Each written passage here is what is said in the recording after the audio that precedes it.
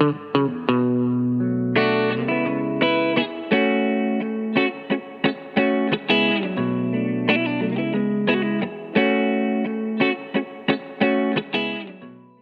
acuerdo a la Organización Mundial de la Salud, la sexualidad humana se define como un aspecto central en el ser humano presente a lo largo de su vida. Abarca el sexo, las identidades y los papeles de género, el erotismo, el placer, la intimidad, la reproducción y la orientación sexual. Se vivencia y se expresa a través de pensamientos, fantasías, deseos, creencias, actitudes, valores, conductas, prácticas y relaciones interpersonales. La sexualidad está vinculada orgánicamente a la personalidad. Es vida, placer, descubrimiento. Está ligada además, como lo menciona el sexólogo brasileño Malcolm Montgomery, al renacimiento, al desarrollo personal, a lo interaccional, a lo lúdico, lo comunicacional, a lo nuevo, a la magia, a la belleza, a la naturaleza, al amor y a la salud. La sexualidad humana engloba una serie de condiciones culturales, sociales, anatómicas, fisiológicas, emocionales, afectivas y de conductas relacionadas con el sexo, el género, las identidades y las orientaciones que caracterizan de manera decisiva al ser humano en todas las fases de su desarrollo. Por ello, hay que tener muy en claro el verdadero término de la sexualidad. Las tasas de fecundidad alta y mantenida en la adolescencia es el reflejo de la iniciación de la actividad sexual no protegida en adolescentes. Por lo tanto, conocer estas conductas, los factores asociados a ellas y sus cambios en el tiempo facilitarán entender este comportamiento y por lo tanto buscar alternativas de intervención en función de la educación y la protección de los jóvenes.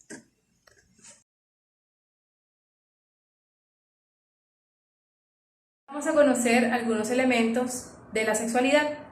Empecemos por el impulso sexual, que va dirigido tanto al placer sexual inmediato como a la procreación.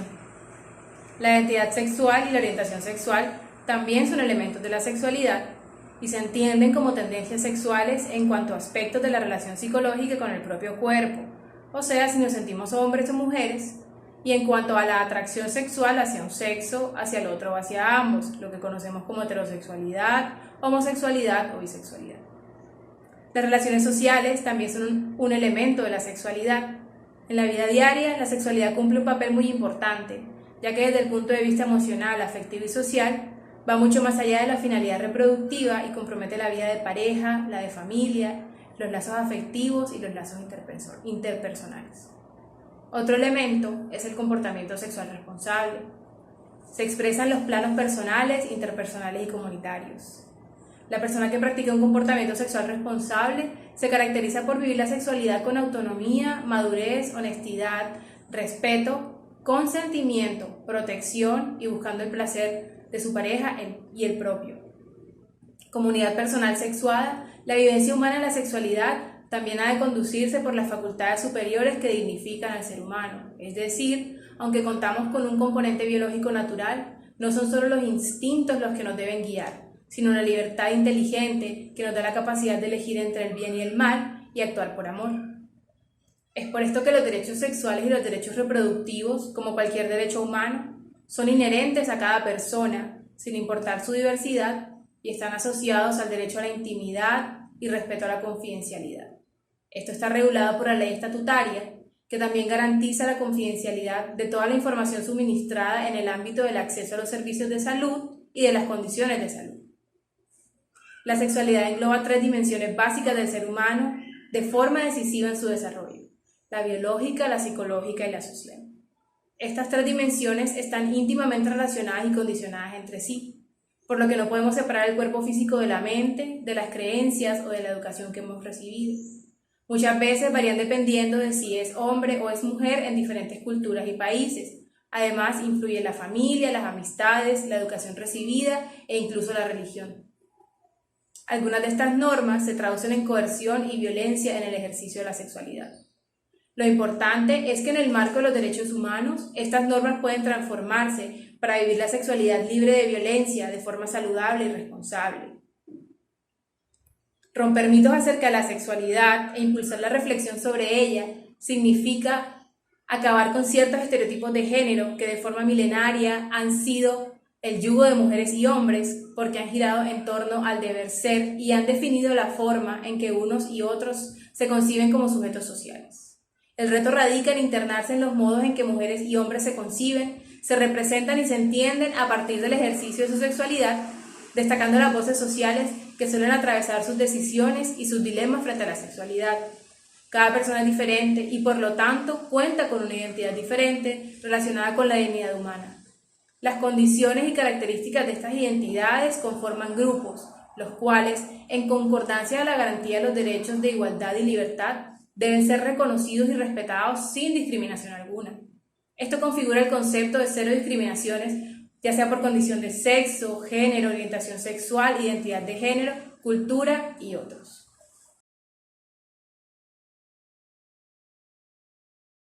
Las ITS son afecciones de distintas etiologías transmitidas sexualmente, aunque también pueden adquirirse por otras vías de origen no sexual. En 1986, la Organización Mundial para la Salud clasifica los gérmenes patógenos de transmisión sexual en 5 grandes grupos: agentes bacterianos, hongos, agentes virales, protozoos y ectoparásitos. El incremento de la prevalencia de las ITS virales, fundamentalmente las producidas por el virus de inmunodeficiencia humana, papiloma humano, virus herpes simple, marcan una alerta epidemiológica a nivel mundial.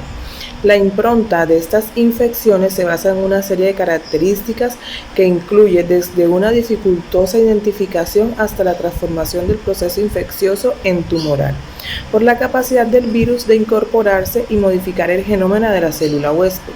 Son enfermedades que por ser contagiosas involucran a terceros con consecuencias sobre la pareja y el embarazo. En 1981 se reconoció al SIDA o síndrome de inmunodeficiencia adquirida como una nueva enfermedad. Después de intensos trabajos de investigación, se logró establecer que se trataba de una infección producida por un agente viral que afecta al sistema inmunológico, haciendo que el cuerpo fuese susceptible a otras enfermedades infecciosas. Actualmente el SIDA se ha constituido una epidemia a nivel mundial, concentrándose en los países en vías de desarrollo. La magnitud de esta epidemia es tan grande que 1 de cada 100 personas entre 15 y 49 años vive con el virus. El 60% de las infecciones ocurren en adolescentes y niños. Se encuentran entre las 10 primeras causas de mortalidad. El embarazo a temprana edad. El embarazo en la adolescencia es un fenómeno que ha seguido el mismo curso de la fecundidad general, pero con un descenso menor que las mujeres adultas. Desde el punto de vista de la atención de salud, el embarazo es la principal causa de demandas de atención en este grupo de edad, teniendo el aborto menor importancia que a otras edades. Sin embargo, cuando este se produce es de mayor gravedad.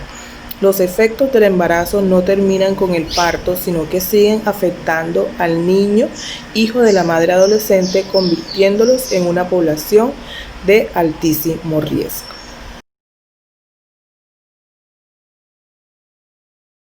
Hablemos de conceptos claves. ¿Qué es la sexualidad? La sexualidad es lo que uno puede decir acerca de su dimensión sexual cuando se describe a sí mismo, incluyendo el conjunto de atributos y comportamientos que la persona reconoce que la caracterizan y que le permiten dar respuesta a la pregunta ¿quién soy yo sexualmente? Entonces, hablemos de sexo. Sexo es lo que uno es, las características genéticas, hormonales, fisiológicas y anatómicas que diferencian a las personas y que permiten catalogarlas como hombres, como mujeres o como intersexuales. ¿Qué es género? Género es lo que uno aprende a hacer y hacer. Es el conjunto de normas y expectativas sobre cómo debe ser y actuar las personas, por el hecho de haber sido asignadas a una de las dos categorías sexuales. Teniendo en cuenta eso, hablemos de comportamiento sexual. Lo que uno hace incluye los juegos de exploración sexual, la estimulación, la masturbación, las prácticas de seducción y conquista, las manifestaciones de afecto en las relaciones románticas y la diversidad de expresiones de actividades sexuales, abrazos, besos, caricias en diferentes partes del cuerpo, estimulación de los genitales, relaciones sexuales penetrativas, entre otras. Teniendo claro estos conceptos claves, podremos hablar de salud sexual. ¿Qué es la salud sexual? Es como un estado de bienestar físico, emocional, mental y social relacionado con la sexualidad. No es solamente la ausencia de enfermedad, disfunción o incapacidad. Las infecciones de transmisión sexual o ITS son infecciones que se adquieren de una persona a otra durante el sexo vaginal, anal u oral. Ahora, esto nos permite hablar de diversidad. ¿Y qué es la diversidad?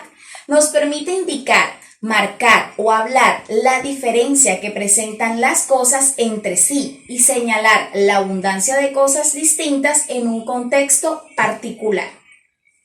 ¿Qué es el derecho? El derecho es el conjunto de normas que regulan la convivencia social y permiten resolver los conflictos interpersonales. El 10 de diciembre de 1948, la Asamblea General de las Naciones Unidas aprobó y proclamó la Declaración Universal de los Derechos Humanos. Teniendo en cuenta esto, es importante también hablar de las emociones. Las emociones es la manera que respondemos a los eventos. Las emociones no son buenas ni malas. Los tipos de emociones que se generan de una alta autoestima son las que utilizamos en forma positiva. Cuando sentimos emociones saludables, nos sentimos expandidos, nuestro corazón se abre. Cuando sentimos emociones negativas, nos contraemos.